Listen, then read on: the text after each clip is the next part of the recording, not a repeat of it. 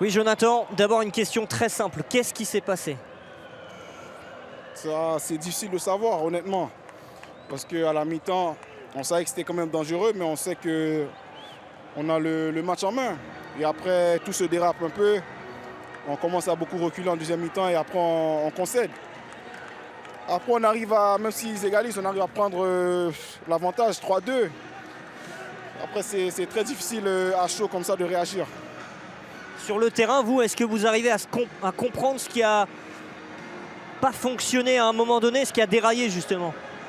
Je pense que on n'a pas assez pressé. Je pense que c'était quand même difficile parce qu'ils avaient les deux milieux qui reculaient. Alors c'était difficile de presser. Je pense que c'est ça qui les a donné un peu de confiance et l'avantage. Parce qu'on pressait moins, alors ils étaient plus dans le confort. Est-ce que ça peut être un tournant pour votre fin de saison? Il reste 2 matchs. On reste 4e. C'est très difficile parce qu'on savait aujourd'hui à quel point le match il était important. Mais après, on va se reconcentrer sur le prochain match. Merci beaucoup, Jonathan David.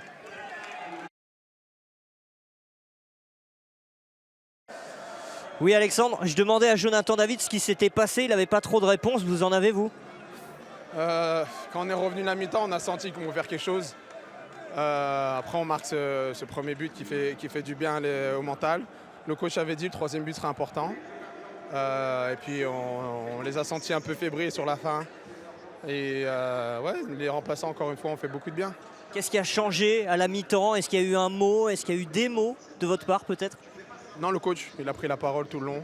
Pas trop eu le temps de dire quoi que ce soit.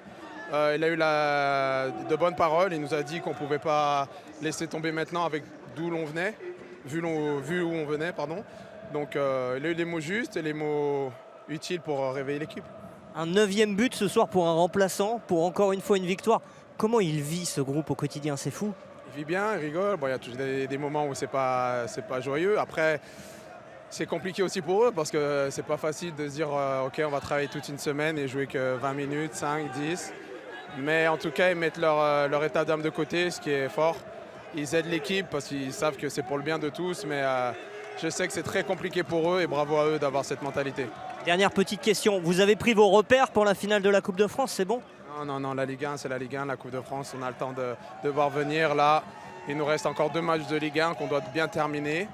Et on a le temps pour penser à la Coupe de France. Parfait. Merci beaucoup, Alexandre Lacazette.